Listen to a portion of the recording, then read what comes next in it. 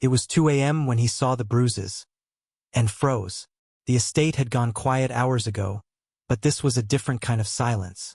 The kind that settled into the walls and stayed there. A clock ticked somewhere beyond the corridor. Slow. Measured. Each second stretching just a little too long. The chandeliers were dimmed, casting a low amber glow across the marble floors, reflections shifting faintly with every step he took. Sebastian Laurent stepped into the hallway, loosening the tension in his neck as he walked. The day had been long. It was always long. Conversations that weren't recorded. Decisions that couldn't be undone. People who waited for him to speak before they moved. That was the rhythm of his life. Control, precision, distance. He wasn't thinking about any of that now.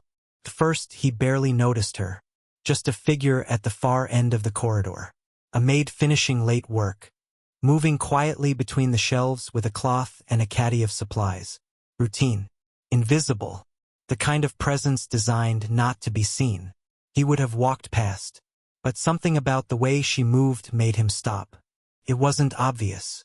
Not something you could point to immediately. It was in the pauses. The slight hesitation before she reached. The careful way she shifted her weight, like every movement had to be calculated first. Like movement came with consequences. Sebastian didn't speak. Didn't move. He just watched. She stretched her arm to clean the top shelf. And her sleeve slipped. Just enough. Just for a second. But it was enough. Dark bruises circled her wrist. Not faint. Not accidental. Not something you could dismiss. They were precise. Finger-shaped. Layered over each other in different stages of fading. Deep purple bleeding into yellow at the edges. Old and new. Repeated. Intentional. Sebastian went still. Completely still. Because once you recognize something like that, you don't mistake it. She reacted instantly. Her hand dropped. Her sleeve pulled down. Quick. Controlled. Practiced. Like she had done it before. Like she always did it. Like hiding it was survival. But it was too late. He had already seen. And now he couldn't look away. His gaze moved slowly, from her wrist to her face. That's when it happened. A detail. Small. Almost nothing. A faint scar just above her left eyebrow. Sebastian's breathing stopped. The hallway seemed to close in around him. The silence sharpened. The ticking clock grew louder. Because he knew that scar. Exactly. He had been there the day she got it. Close enough to see the blood. Close enough to hear her laugh it off like it didn't matter. Like nothing ever did. His chest went cold. 17 years. Gone without a trace. No explanation. No warning. Just gone. And now she was here. In his house. Wearing a uniform that didn't belong to her. Covered in bruises. Pregnant. And she had no idea he recognized her. Amélie Dubois. The name surfaced slowly, like something pulled from deep water. For a brief second, she turned. Their eyes met. It lasted less than a heartbeat. But it was enough. Her expression didn't change. But something flickered beneath it. Instinct. Awareness. The kind that comes from learning the hard way that being seen is dangerous. Then she looked away. Too quickly. She picked up the caddy, turned toward the service hallway, and walked off without a word. Her steps controlled. Measured. Careful. Like someone who had learned one rule above all else. Stay invisible. Sebastian didn't follow. Didn't call her name. Didn't move. He just stood there in the middle of his own house, watching her disappear. And one question settled into his mind. Cold. Heavy. Unavoidable. Who did that to her? Sebastian Laurent did not live a life where things happened by accident. Everything in his world had a place. A reason. A controlled outcome. The estate reflected that. Every light dimmed with intention. Every corridor monitored. Every staff member assigned, scheduled, accounted for. Precision wasn't preference, it was survival. Nothing moved under his roof without him knowing it. And yet, she had. Amélie Dubois. 3 weeks in his house. Working overnight shifts. Pregnant. Bruised. Invisible. That alone was enough to unsettle the order of things. Sebastian stood in his study the next morning. The early light cutting through the tall windows, painting sharp lines across the floor. A file lay open on his desk, untouched. His attention wasn't on business. It hadn't been since 2 a.m. He didn't sit, didn't pace. He simply stood there, still, one hand resting lightly against the edge of the desk. Thinking, reconstructing, because that's what he did. He replayed the moment. Not emotionally, never that. Structurally, piece by piece. The hesitation in her movement. The precision of how she covered the bruises. The way she avoided eye contact. The speed of her exit. Patterns. Not random. Learned behavior. Fear trained into instinct. He exhaled slowly, then reached for his phone. Madame Fournier. She answered on the second ring. Always did. Yes, monsieur. The woman assigned to the East Corridor last night, he said. His voice was calm, even. Dark hair. Pregnant. A pause. Brief. Efficient. Amélie Dubois. How long has she been here? 3 weeks. 3 weeks. Sebastian's gaze shifted slightly toward the window, though he wasn't really looking at anything. She came through an agency, Madame Fournier continued. Quiet. Reliable. Keeps to herself. Of course she did.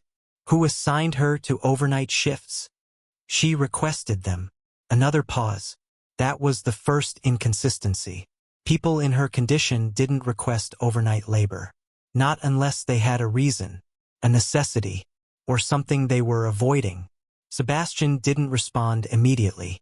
Madame Fournier waited. She understood silence. Understood that when he didn't speak, he was deciding. Finally, effective immediately, he said, She is reassigned.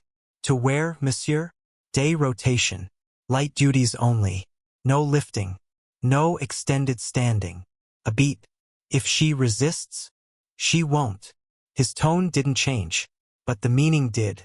And if she does, he added quietly, you will inform her it is not optional.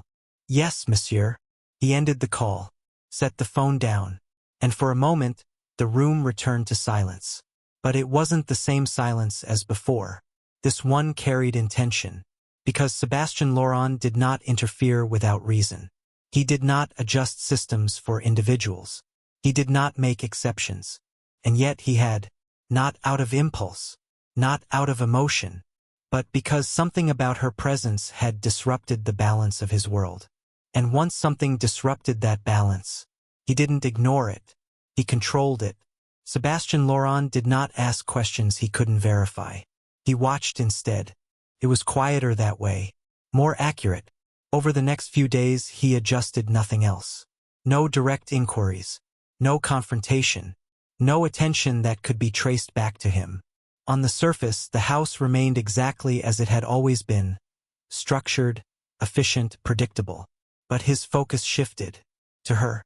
Amélie Dubois moved through the estate like a shadow that understood walls better than people. Always along the edges of rooms. Always just outside the center of anything. Never lingering. Never drawing attention. It wasn't shyness. It was strategy. Sebastian noticed the details others ignored. The way she positioned herself near exits without appearing to. The subtle turn of her body whenever someone entered a room, ensuring she could see them without fully facing them. The slight delay before she responded to anyone speaking to her, as if she was measuring tone before deciding it was safe to answer. He didn't comment. He observed. She never sat when she could stand. And when she did sit, it was never fully, just the edge of a chair, weight forward, ready to move, ready to leave, ready to run. Meals were another pattern. She didn't eat with the staff. Not once. Sebastian confirmed it without asking directly. A glance at schedules. A quiet review of routine. Timing didn't match. Presence didn't align. Instead, she ate alone. Quickly. In transitional spaces, service corridors, back hallways, places where no one stayed long enough to notice her. Places where no one would look. He noticed her sleeves. Always long. Even when the house was warm. Even when others had adjusted. She didn't. Not once. And her phone. Old. Prepaid. Cracked screen. Always in her hand. Not like someone waiting for a message. Like someone waiting for a warning. She checked it often, but never with anticipation. There was no curiosity in it, no expectation, only vigilance. Sebastian watched all of it without interrupting the pattern. Because patterns, when left undisturbed, reveal intent. And hers was becoming clearer. This wasn't someone hiding casually. This was someone trained by consequence. Every movement calculated. Every interaction minimized. Every exposure reduced. Fear refined into discipline. On Thursday, he noticed something else. A door closed too hard in the west corridor. Not loud. Not enough for most people to react. But she did. Her entire body stilled. For half a second. Then she recovered. Too quickly. Too controlled. As if the reaction had been automatic and the correction practiced. Sebastian's gaze didn't follow her. But he registered it. Stored it. Analyzed it. Because reactions like that didn't come from imagination. They came from repetition. From history. From something that had happened often enough to become expected. He didn't need confirmation. He already knew what he was looking at. The bruises weren't an isolated incident. They were a pattern. And patterns always led back to a source. Sebastian stood at the far end of the corridor, watching her disappear into another service hallway without a sound. He didn't call out, didn't stop her, didn't break the distance. Not yet, because the more he watched, the clearer one thing became. She wasn't just hiding something. She was hiding from someone. Sebastian Laurent did not believe in coincidence. Not in his world. Not in his house. Not with her. The recognition had come instantly that night. Sharp, undeniable, but recognition alone wasn't proof. And Sebastian did not act on instinct without confirmation. So he waited. He chose the place carefully. The East Wing Library. Late afternoon. Quiet hour. Staff rotation. Controlled movement. A room designed for stillness. Floor-to-ceiling shelves. Warm light settling across dark wood. A space that belonged to a person, not a reputation. Sebastian sat in a leather chair near the window, a file open in his hands. Unread. He didn't look toward the door when she entered. But he knew. Amélie Dubois stepped inside with the same measured restraint. Cloth in one hand. Spray bottle in the other. Head slightly lowered. Movements precise. She didn't acknowledge him. Didn't hesitate. Just moved toward the shelves. Working. Like he wasn't there. Sebastian let the silence stretch. Let the moment settle. Then, Amélie. Her hand stopped. Just for a fraction of a second. Barely noticeable. But it was there. She didn't turn. It's just Amélie, she said quietly. And I'm working. Her voice was controlled. Careful. Not defensive. Not yet. Sebastian closed the file. Set it aside. Amélie Dubois. That did it. The name hung in the air, complete, deliberate. Her shoulders stiffened. Slowly. She turned. And for the first time since that night, she looked at him. Really looked. Her face was thinner than memory allowed. Sharper. Guarded. The softness that once existed had been replaced by something harder. Something built over time. But the scar. Still there. Exactly where it had always been. Her eyes flickered. Not recognition. Something else. Calculation. How long? She asked. Her voice was quiet, but it carried weight. Sebastian didn't move. Since 2 a.m. A pause. Long enough for meaning to settle. She exhaled slowly. Not relief. Not fear. Control. I didn't think you'd recognize me. I didn't recognize you, he said. Another pause. Then, I recognized the scar. Her hand moved instinctively toward her eyebrow. Stopped halfway. Dropped. A mistake she corrected too late. The silence between them shifted. Different now. He leaned forward slightly. You disappeared. No accusation. Just fact. 17 years ago, he continued. One day you were there. The next day, nothing. Her gaze dropped. Not in submission. In containment. It wasn't planned, she said. It just happened. You could have reached out. She looked up then. Sharp. Direct. We were children, Sebastian. The name landed differently. Not formal. Not distant. Something older. I looked for you, he said. That stopped her. Just for a moment. Something flickered across her face. Quick. Uncontrolled. Then gone. You shouldn't have. Sebastian studied her. Carefully. Noticing what hadn't changed. The way she held tension in her shoulders. The way her eyes moved not randomly but strategically. The way she stayed on the edge of the moment. Even now. Even here. Even with him. You're not here by accident, he said quietly. Her expression didn't change. But her silence did. He didn't press. Not yet. Because the truth wasn't in what she said.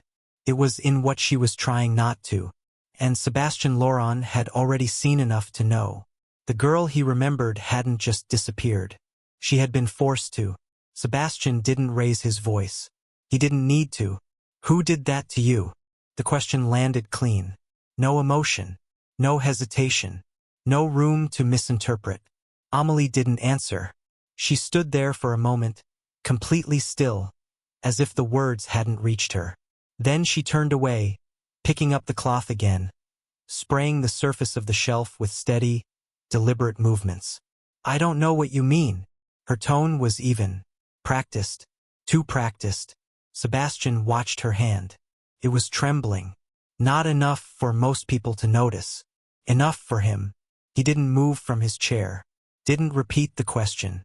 I bruise easily, she added after a moment. It's a pregnancy thing. The explanation came quickly. Prepared. Ready. Like she had used it before. More than once. Sebastian leaned back slightly. His gaze steady on her reflection in the glass of the cabinet. He didn't challenge the lie. Not directly. Instead, you're working night shifts, he said calmly. Lifting supplies. Standing for hours. She kept wiping the shelf. You requested it. A pause. Barely there. Then, I prefer it. Why? That stopped her. This time the silence stretched longer. The cloth remained pressed against the wood, unmoving. It's quieter, she said finally. Sebastian's eyes didn't leave her. No, he said. Simple. Flat. Not aggressive. Just certain. She turned then. Slowly. Her expression didn't harden. But something behind it did. I don't need this, she said. I don't need questions. I don't need. You need to sit down. The interruption was quiet. Precise. Final. For a second she looked like she might argue. Her jaw tightened slightly. Her grip on the cloth sharpened. Then, she didn't. Not because she agreed. Because she was calculating. Measuring risk. She set the cloth down. Slowly. Walked to the chair opposite him. And sat. But not fully. Just the edge. Ready to stand again. Always ready. Her hands rested over her belly. Fingers interlocked too tightly. Sebastian let the silence settle between them. He didn't rush. Didn't push. Because pressure applied too early breaks the wrong thing. You're afraid, he said. Not a question. A statement. Her eyes flickered. Just for a second. Then steadied. I'm tired. Of what? Another pause. This one heavier. She looked away. Toward the window. Toward anything that wasn't him. Of working, she said. Of being here. Of everything. Sebastian studied her. The words were correct. But they weren't true. Not entirely. You check the exits every time you enter a room, he said quietly. You avoid open spaces. You don't sit unless you have to. You don't eat around people. You keep your phone close. Not for messages, but for alerts. Her breathing shifted. Subtle. But there. You flinch at sound, he continued. You move like someone expecting something to happen. Silence. Thick. Unavoidable. Then, stop. The word was soft, but it carried strain. Not anger. Not defiance. Something closer to exposure. Sebastian didn't stop. Someone hurt you. Her hands tightened. Stop. This time sharper. Her composure cracked. Not visibly, not completely, but enough. Enough for him. And that was all he needed. Because denial had limits. And she was reaching them. Sebastian leaned forward slightly, his voice dropping just enough to hold weight. You're not hiding something, Amelie. A beat. You're hiding from someone. The room went still. Not silent, still. The kind of stillness that comes when something has already been said, even if no one has spoken yet. Amelie didn't look at him. Her gaze stayed fixed on the floor, but not unfocused. Not empty. It was anchored, controlled, like she was holding something in place that didn't want to stay contained. Her hands tightened slightly over her belly, then loosened, then tightened again. Sebastian didn't interrupt, didn't push. He waited, because moments like this couldn't be forced. They had to give, and eventually, they always did. His name is Victor. Her voice was quiet, flat, not emotional, carefully stripped of it. Sebastian didn't react, didn't ask, just listened. We were together for 2 years, she continued. I met him while I was working. He was different. A pause. Not hesitation. Selection. Choosing what to say. What does that mean? Sebastian asked. He paid attention, she said. He remembered things. Small things. He made everything feel easy. Her fingers shifted slightly, pressing into her sleeve. At first, there it was, the fracture point. He needed to know where I was, she said. Who I spoke to. What I was doing. It wasn't aggressive. Not in the beginning. Her breathing remained steady. Too steady. It felt like concern. Sebastian's expression didn't change, but something in his posture did. Subtle. Locked. And then, he asked. Amelie swallowed. And then it wasn't. The words landed heavier. Still controlled. But heavier. If I didn't answer fast enough, she said. If I said something wrong, if I didn't explain something the way he wanted. She stopped. Not because she didn't know what came next. Because she did. Too well. Sebastian didn't fill the silence. He let it sit. Because silence here wasn't absence. It was part of the truth. He didn't lose control, she said finally. That was important. The distinction mattered. He chose it. Sebastian's gaze sharpened slightly. Amelie's fingers curled tighter. Grabbing my wrist, she continued. Pushing. Not enough to leave something obvious at first. Not enough for anyone to question. A pause. Then, that changed. Her voice thinned. Just slightly. After I got pregnant. The room seemed smaller now. Closer. More contained. He said it was stress, she added. He said he didn't mean it. That he just needed time. That it would stop. Her lips pressed together briefly. She didn't say it.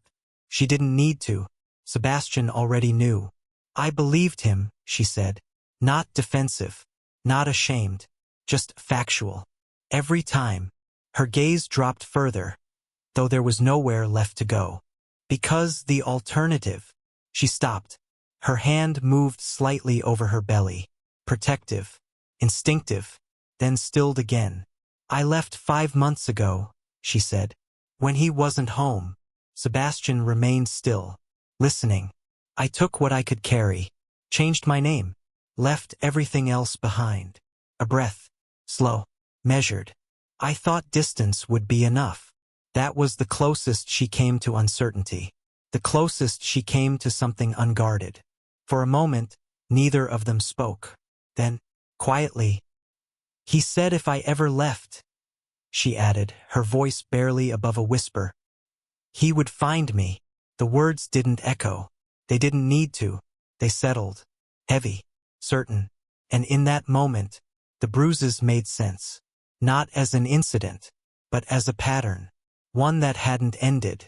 Only paused. Sebastian Laurent didn't respond immediately. He didn't offer reassurance. Didn't interrupt with promises. Didn't react in any visible way at all. He just sat there, still, listening to the weight of what she had said settle into the room. Does he know where you are? He asked. Amelie shook her head. No, I changed everything. My name, my number. I don't contact anyone from before. A pause.